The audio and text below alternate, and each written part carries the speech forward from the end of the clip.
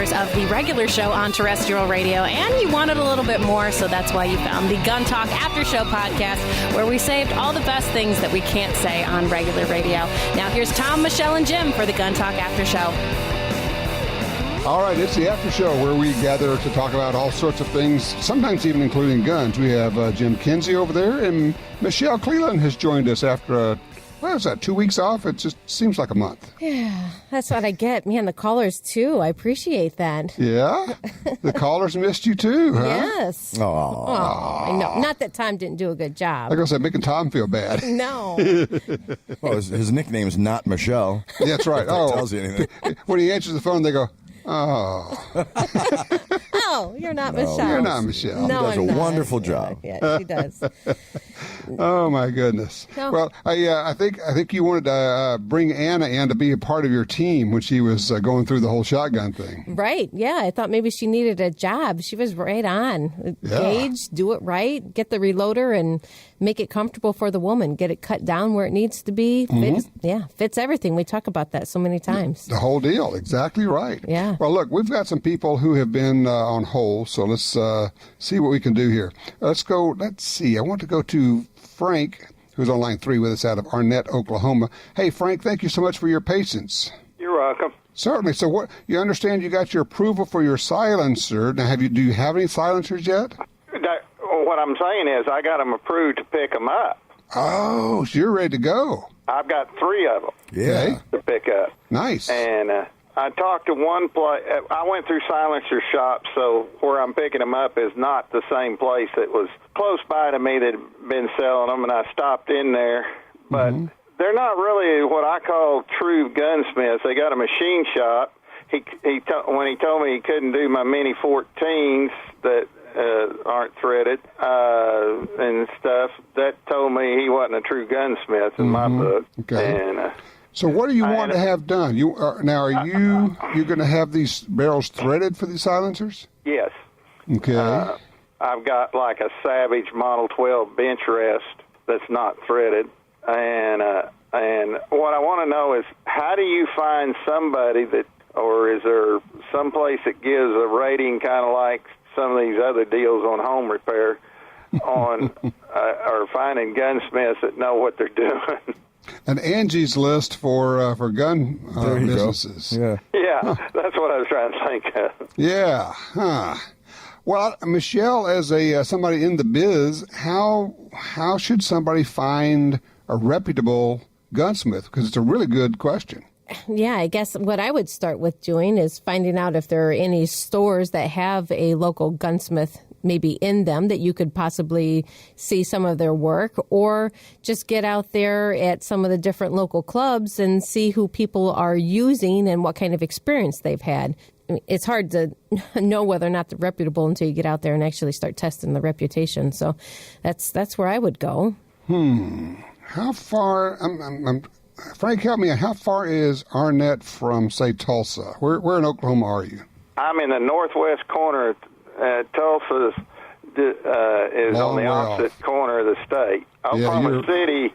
I'm basically halfway between Amarillo and Oklahoma City. So you're pretty much smack dab in the middle of nowhere. Right. Good for you.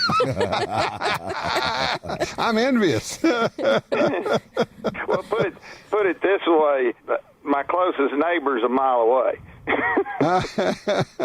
I love it. I was going to say, find a place, somebody where they have shoots where people are using silencers, and go talk to the people there about who to use. I don't know if there is a state shooters organization where you could go online and ask. The silencer shop do any kind of follow-up? Do they know of anybody in the area? I mean, I would assume they would have contacts somewhere. Good thought. I mean, have you asked Silencer Shop if they have a recommendation? No, I don't think I had. I was going to ask the place where I was going to pick up mine. They also sell Class 3 weapons. Right.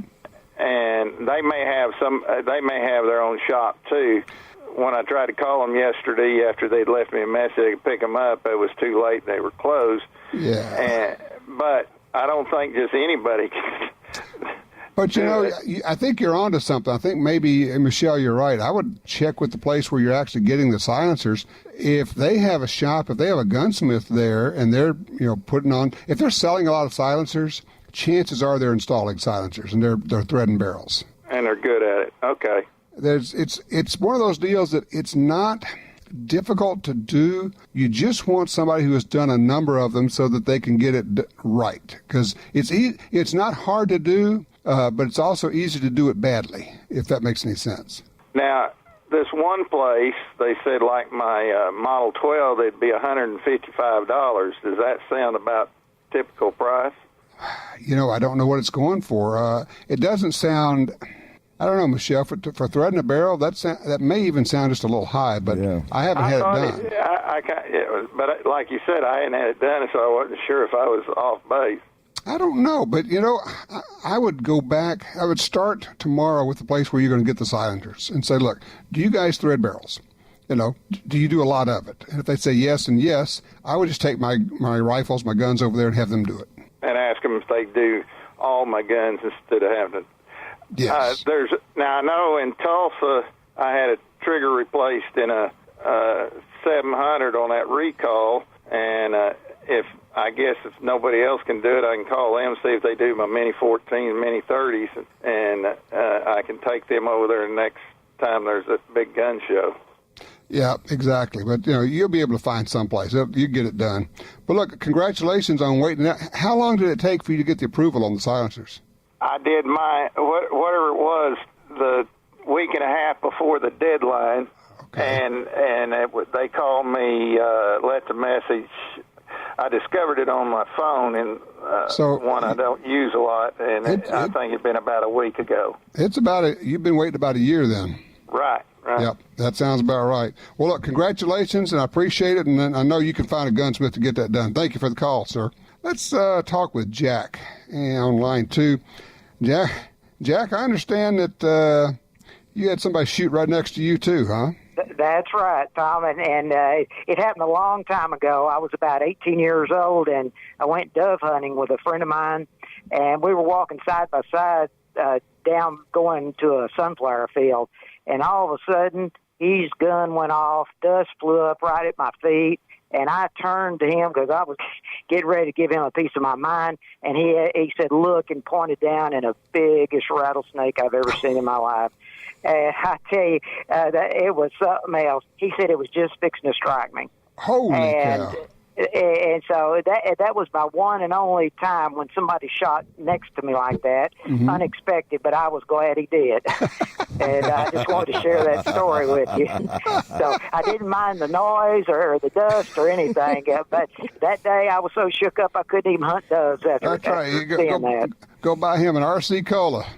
I tell you, I sure wanted to. It was something else, but I just thought I'd share that story with you. Thank you. That was a great story. It made me real aware from now on. I tell you, for the rest of my life, I didn't have tunnel vision. I watched in front of me, above me, or all around my surroundings. It taught me a good lesson. Very good. All right, thank you. Guys, I was thinking about the snake deal, and I always used to say, because squirrel season down here starts early, and it's still warm, and the snakes are out. And if you see a snake when you're out squirrel hunting, you might as well go home, because it is impossible to look up in trees for squirrels and look down at your feet for snakes at the same time. And you're going to go looking for snakes. Yeah. You just might as well just give it up. It's not going to happen.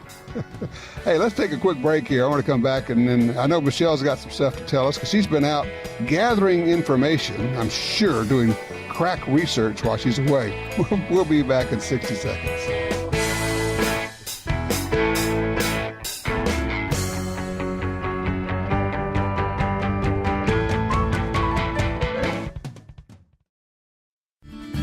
Pull.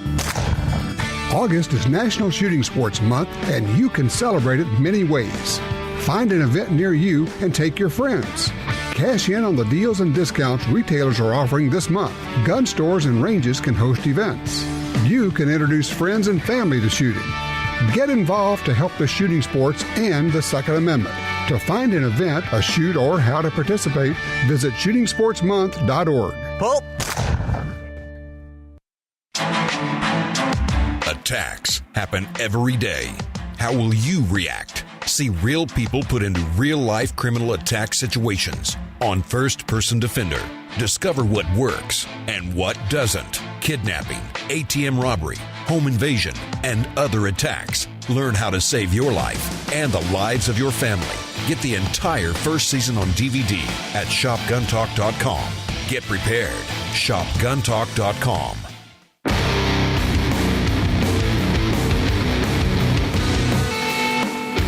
All right, we're back. And Michelle, I was having a little fun with you because you've been gone for a couple of weeks. But you have, in fact, probably either been around the store or been out doing some shooting somewhere, haven't you? Well, yeah, we were out doing some shooting ourselves. We have to go to a couple of different qualifiers in a month to be able to keep our placement on our skirmish line team. So, yeah, so we were out shooting that. But the previous week, I had to plead with my coworkers here and ask them, so please, can somebody cover me Sunday? Because, and they don't know this either, my son took second place at the NRA High Power Rifle Championships. Wow. You're kidding me. No. At Camp Perry? Yes, sir. Well, they moved it to Camp Atterbury this year. The NRA was at Camp Atterbury. That's right. That is fabulous. Absolutely. So I had to get out of here. I had to go and celebrate and take part with that. Yeah, you said you had something important in your son. I figured he's being deployed. Yeah, no. My bad. I bet you were floating for days. Oh, my gosh. It's awesome. He's gone on to set a couple of different records here at the inter-service championships that are going on as well. So it's just so exciting to be here and take part. That is terrific. That is really something. So he was able to overcome all of that training he got from his family. Nice. Yeah, he's done so much better than we ever thought, right? So much better than we ever taught him. That's right. An overachiever for sure. Oh, my gosh, yeah. That's great. It's incredible. What's his name? His name is Ben. So people can look up his score because that all gets posted. Yep. That's pretty cool. Well, all right, I can tell you. He shot a 1987 with 116 X count. Wow. Whoa. Yep. That's strong. That's the best he could do? Right? Yeah, right. Off day, huh? Yeah. That's great. Yeah. Wow. Way to go. Did you like our letter from the guy who was shooting his .357 and the guy next to him shooting a .327 and out shooting him? I know. I thought that was fun. I always like it when I get the emails as well, Tom, because it's like, yeah, I remember talking with him. And then, of all things, to come full circle with the .327. Yeah. That's cool. Yeah. You're going, wow. Yeah. So we get interesting letters. I'm just kind of looking at some of these here. Well, I love it. People who say, hey, I want to get on your show. I want to talk about this new thing I created. Well, maybe. We have all seen a lot of things come and go. And before I want to tell everybody all about this cool new whatever widget it is, let's find out if it actually works or if you're going to be around next year, one of those deals. So I know that people say, well, you really should talk to me about this thing. Well, let's talk about it, but not on the air. One of those deals. So latest, greatest, you always hear things like that, like potato cooker pockets, the greatest thing to come down the pike. Yeah, we did a little fire extinguisher drill this week. Yeah? Actually, a couple of days ago, because I was pulling out some of the stuff. We have been taking stuff out of this burned out house for 2 months now. Yesterday, I think we got the very last of the stuff out, and that's good because the demo guys are going to come in this week and start tearing out all the sheetrock and everything. We're going to start over. Basically, the exterior is fine. The interior is just smoke and water damaged everywhere. But in the process, and for those who, some remember, may not, we had a house fire. My wife was there. I was not. And she had a fire extinguisher at her feet. And she said she thought about it briefly as she opened the pantry door and the thing's all on fire. And then she thought, I don't actually know how to work a fire extinguisher. So she just took off running. And and we've come to find out since I talked about it, a great many people have written me and said, I wouldn't have thought it possible, but I've talked to a lot of people. My wife said she didn't know how to use a fire extinguisher. I've talked to other people. So we did the drill of, basically it's pull the pin, squeeze the handle, point it at the base of the fire, and sweep it. So, PASS, they call it, pass. When my wife did, she goes, wow, there's really nothing to that, is there? We sure could have saved a lot of trouble if I'd done that. Yeah, I know, but don't second guess yourself. You got out of the house, you call the fire department, and you're safe. And she knows now. It's just stuff. You know, it's great when your fire extinguishers are near expiration, even though they'll work past that. Yes. That's what we practice with. Just have my daughter go outside and blow it up. She has a blast with it. Yeah, that's what we did. We took one that was, now it's dropped below the green on the needle and said, all right, here we go, guys. Let's do it. So they're also fun to use for targets, but I didn't say that on the air. Oh, I'm sorry, what, Jim? Nothing. Nothing. So, everybody can have a little fire extinguisher drill when you're having a barbecue or something. As you say, find one that's where the needle is down below the green. Or, you know what? Honestly, if you've had it for 3 or 4 or 5 years, it's probably time anyway. You do, yeah. Just do it.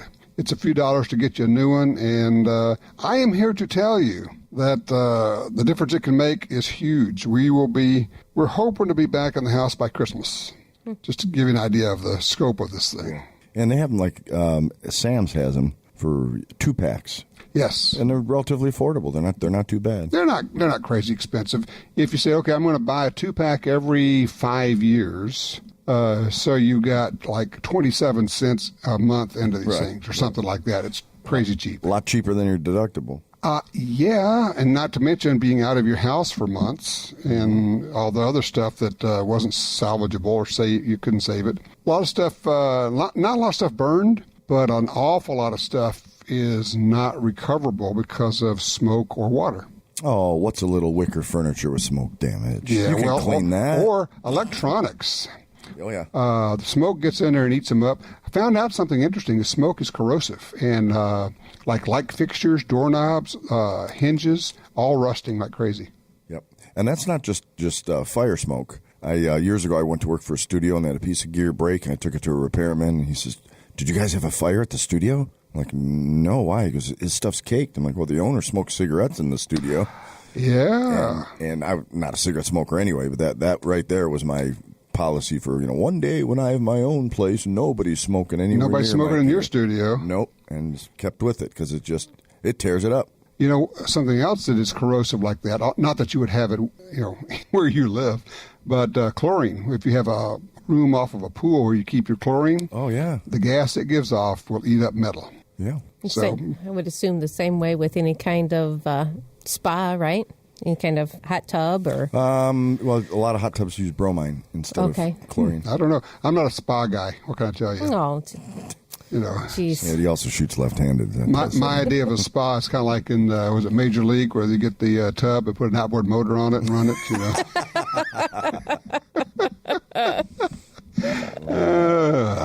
Goodness gracious. So, it's summertime and the carrying is less comfortable. So I took my gun off the other day, and I've been carrying it for like 3 or 4, and I got distracted doing all this work and hadn't taken it out and cleaned it. Screws in my Kydex holster are rusted. Wow. God, you're sweating all the time. Mm-hmm. Yeah. Oh, yeah. And that's salt. That's salt water too. That's not just water. That is salt. Yeah, it is. And the gun was not rusted, and thank goodness. But I think I've probably been treating it better. But I'd forgotten to address the screws, any kind of metal you have in your holster, whether it's a clip or a screw or whatever it happens to be. You got to treat that too. Never done thought about that. Yep. I know it. I didn't either until it was in my mag pouch. I looked in there and went, "Whoa, what is that?" Yeah, it's all rusted. Okay. Yeah. Huh. And worse for you down there because the humidity's so much worse. Yeah, but we always say that, but you guys have been hot and humid. In the Midwest, it's just been awful. So that's everybody's got understatement. Yeah, really. Hey, we have a birthday here at Gun Talk we can talk about after this upcoming break. Oh, okay, all right. We'll take a quick break. We're going to talk about birthdays and what one should get for a birthday. Like, hint, hint, like we don't know, right?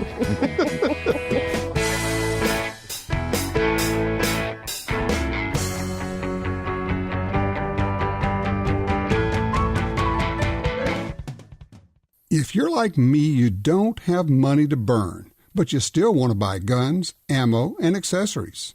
That's why we created GunDealio. That's a free smartphone app. Just download it and start getting the deals. Could be discounts, offers of free magazines for your gun, or you could be the first to hear about new stuff from gun makers. Here's how it works.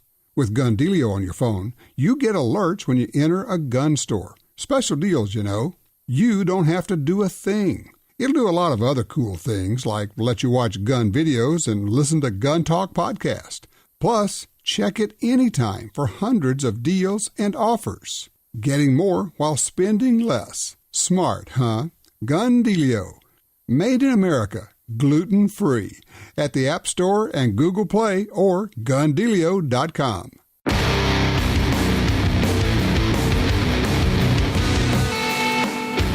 All right, Jim, you had an announcement about a birthday? Yes, one of our staff members, Mr. Tom Hennig, also known as Not Michelle. How old do you turn today, Tom? 49. 49 years old today. 49. Wow. His happy birthday. Happy birthday to you. So, and I guess showing an extreme lack of awareness or planning, he wants to go get a gun and... Yeah, I've finally settled on one. Yes. It's going to be the Ta-da. Kimber 1911 and a 9mm. All right. That's a very nice pistol. Yeah, I've tried a lot of them. You know, I tried Rock Island's Springfield Armory. I tried the Smith & Wesson Shield and Bodyguard and the Ruger, the LCP and SR9s and tried a lot of them. But you're going to have to forgive me because I'm just chuckling over here because I'm thinking, and you know, you're going to eventually end up owning a lot of those that you already tried. I know you're new to this, but trust me on this. oh yeah, no problem believing that. So what's the deal about going to get the gun, huh? The store's not open? The store wasn't open.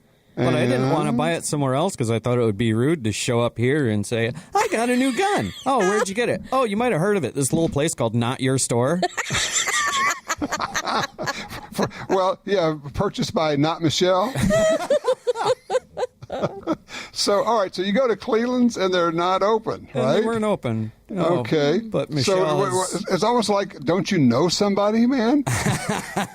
Michelle has graciously offered, after we wrap this up, to take me down there so I can purchase my gun on my birthday. So you can get it on your birthday. Yeah. All right, now, do you have much experience with 1911s? No. No. My suggestion would be this, because you've got a thumb safety to deal with, and you've got a single action trigger, it's a lighter trigger. Do like 10,000 either draws or just picking it up and flipping the safety off and dry firing, and then cock the hammer, put the safety back on, put it back down. And so just over and over and over, so that when your hand hits a gun and you go, oh yeah, brain says 1911, your thumb sweeps the safety down when the sights come up on the target. You don't take the safety off. Here's the important thing. Don't take the safety off until the sights are on the target. There's no need for that. You don't need to take it off while you're drawing. People put holes in their toes doing that. But that's great. Yeah. That's a nice pistol. I love the whole 9mm 1911 concept. Mm-hmm. Yeah, and it's, I handled the 380, and I'm like, that was just a little too small. Mm-hmm. But I wanted something smaller than that big hunk of metal I've been carrying around so far. Hey, now. This is definitely like a Goldilocks and the Three Bears story. You know? It really is. You'll find you're this just one's right. too small. Too big, too small, This one's just too big. right. Okay, so do you have the exact one picked out? You know that they have the one you want? Well, we're going to go check and see if they have the one I want in inventory. But Pressure. I didn't know if you had like a particular finish you liked. You getting blue? Do you getting stainless? What are you getting? I liked the two-tone. And Okay. just the, I guess it's a brownish colored grip. Okay, so frame is kind of brown and the slide is stainless? The slide is actually black. Oh, okay. And the And bottom rest stainless. is the bottom is stainless. Oh, okay. But okay. I picked one up at Not Your Store today, and if they find out had about a it, they're going to press laser- charges. You know that. It had a laser grip, Yeah. and I said, "Oh, it's on the side there." He goes, "Yeah," and I'm like, "Well, but my finger's in the way of the laser." He goes, "Well, your finger's going to be on the trigger." I'm like, "Not until I'm ready to shoot." Yeah, and I do like the Crimson Trace laser grip on a 1911, but it's an interesting point. You're right. When you have your finger straight out, it is easy to block the laser, so you do have to train to that, and you have your finger just slightly lower. But if you ever needed to turn the laser off, you just block it with your finger. There you go. He's It's not a smart gun. man. It's not an equipment issue. It's a training issue. All right. But I do like this guy's idea. So the way that you avoid all that is just keep your finger on the trigger all the time. Gosh. That's why it's not our store. Oh, God. Right. Guy used to work at your store. Now he works at not our store. Yeah, I mean, that's good. You know, and we talk about it all the time, the stuff you hear from behind the gun counter. Holy cow. We really should write a book or at least a blog. Yeah. Stuff heard from behind the counter. That's a good idea. I like that. It's quite amazing. Yeah, I'm pretty sure it's unloaded. Yeah. You can look if you want to. The question I liked the best was the guy says, well, if I look down the barrel and pull the trigger, will I be able to see the bullet? Oh, sure will. Briefly. No one's ever actually lived to tell it. So we just don't know. Don't blink. Yeah. Yeah, really. So the story about the guy who basically blew his hand up by putting the hand over the ejection port of his pistol. Why do people... The other one you see, people rack the slide and then catch the round in the air. You seen that one? They rack the slide and the live round comes flying out, and they reach up and snatch it out of the air. Very cool, very John Woo kind of a look, I'd have to say I'm glad I haven't seen that. No, I've had times where I'm teaching somebody to shoot and their rounds are discharging right by my head. Saying, maybe I'll stand over the other shoulder. Oh, you mean the empties are coming up? Yeah. Oh, yeah. Which is one of the reasons why some ranges and a lot of classes require a build cap and basically no cleavage. Because That's a problem for me. Yeah, the it's a safety deal, and yeah, obviously you can get burned, and hot brass can be really hot. But it's also if somebody's doing the hot brass dance with a loaded gun, now we've got a problem on the line. So a button-up shirt, or I've actually seen some people wearing like a bandana, a kerchief, try to keep things from going down their collar. Yeah, I think everybody's had a cartridge, had a case laying down and stuff. But now the build hats to keep them out of your landing inside your safety glasses, right? Yes, because one goes inside your glasses. Man. I had a 22 rimfire of all things, shooting a 22 rifle, semi-auto. And, okay, imagine you're holding a rifle out, and you got your arm out on the forearm. It had one come out, eject, and land right there at the crook of your elbow inside and just sit there. No! Burning. What's that funky smell? Oh, that's me. Smarts for a little bit. And you'd think, it's just a 22. Yeah, well, it's hot. Yes. And 223s are hot. I don't know why that, more so than others, but they're definitely hotter than, say, handgun rounds, I think. Thinner wall case? Or just a lot more powder than Pressure. a pistol round. Yeah, pressure. I don't know. That'd be interesting to find out what's the hottest rounds. Measured at, Well, that would require us to go to the range and shoot a lot of ammo, Jim. And we don't want to do that. Damn, yeah, I hate when that happens. Somebody's got to take one for the team. Might as well be us. So, all right, we're going to draw straws. Somebody has to take notes. Not me. Loser documents. That's right. No, loser says, oh, no, I'm just going to roll a video on the camera. It'll be fine. Don't worry about it. I'll be shooting too. I got to work on covering this cleavage before I go shooting again. Yes, please. Tom and I have a date. We need to go. That's right. I have to go wash my hair. You get to go buy guns. I have to sit and slave over hot mixing council. Oh, poor baby. Wait. Let's tell the truth. When we connected, first thing today, you had to close your windows because somebody is outside your door shooting. Yeah. It's true. Yeah. Right? Yeah, actually, we left it open for a little bit because our mics weren't open here, but Michelle walked in. She goes, when are you going to get rid of that annoying gun shooting going out back? And I said, if gun shooting ever becomes annoying, I'll stop it. But in the meantime, it's music to my ears. So did you say there was a 7-year-old out there shooting? 7-year-old girl with her dad and her mom, good friends of the family. And normally I'm out there shooting with folks, but I've shot with this guy a number of times, and he's on the ball. Mm-hmm. So I felt comfortable with him being out there. And his daughter's just a cute. I mean, it's cool because you see, since he's been shooting with his daughter, since she's been shooting, the change in her over the past year, I'd say. Yeah. she's turned into, she was a kid. They're all wild and crazy, and they don't really understand what respect means, so they can't really be respectful. But in 1 year's time, she's turned around to a yes sir, no sir, and they're not raising her military or right. They're firm, but they're not really tough on the kid. But I think the shooting thing, because they come often, I think a lot of that has to do with the way people turn out. And you look at kids like your son, Ben. You look at people in the shooting sport. Despite his lineage, he turned out great. Well, now, Michelle, don't you think, particularly at that age, that 7, 8, 9 age, part of that is when they're allowed to shoot. They're shooting a real gun. It's the first time they're really being respected at a much older level, an adult level. Yeah.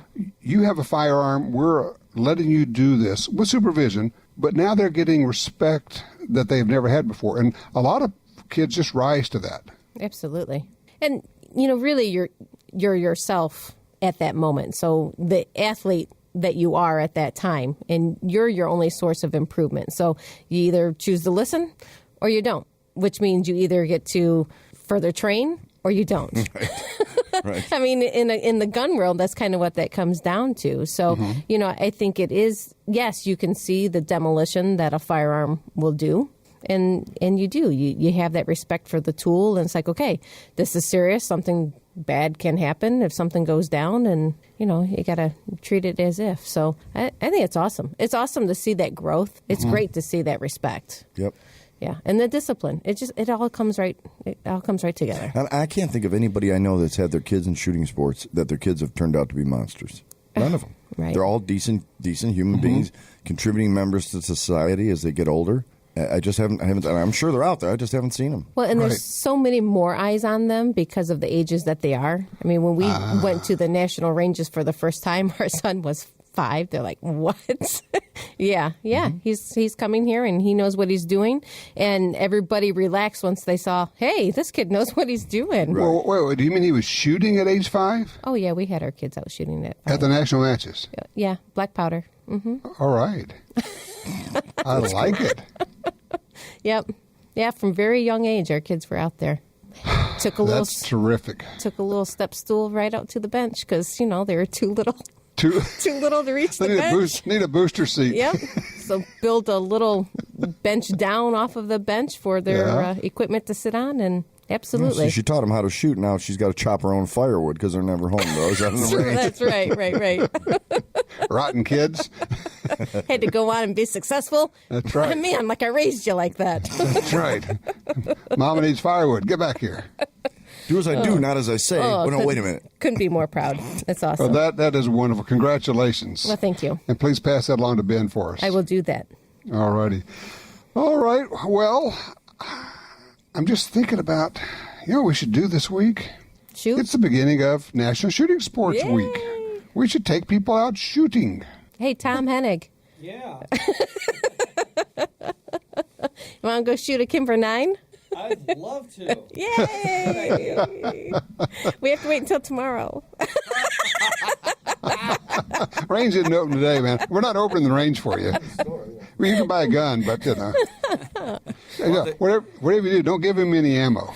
I think I know somebody that's got a big backyard I can go shoot in. Right? Too. There might be some steel plates out there. Yeah. Everything has its price.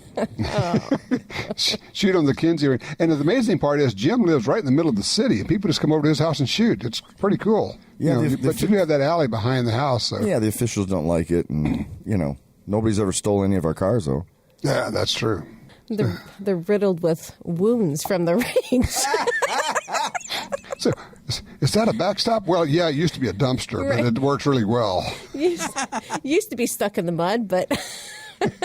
You heard of shooting steel plates? We shoot a dumpster. That's right. Actually, if you flipped a dumpster over and you shot into it, and it would be your bullet... Nah, bad idea. Let's not do that. The problem with things like that is things tend to bounce off of steel also. Yeah, there's that. There's that. We'll let the guys who actually make steel targets stick to that because they've kind of got it figured out. Yeah, not something you want to experiment with, I'm thinking. No, and then some guy's going to shoot it with a rifle. It's going to go through like hot butter, and it's never going to stop. So, by the way, Tom, we have some steel targets up back now. Yeah. You know that. He's smiling. All right. Well, I'm going to let you guys go because I know there's some gun buying that has to take place. They're already gone. Is Tom already doing the Snoopy happy dance over there? Right. Well, we expect an update next week. All right. So you can hold up to the microphone and show everybody. Ooh, nice. All right. You guys have fun with your gun buying. All right. Thanks, Tom. Next week. Bye, y'all. See ya. Bye, Tom. Well, that wraps up another Gun Talk After Show. But if you want even more gun-related stuff, don't forget to check out GunDealio. It's the app for Apple and Android phones that connects you to all the Gun Talk shows, plus even more. And we'll catch you next time for the Gun Talk After Show.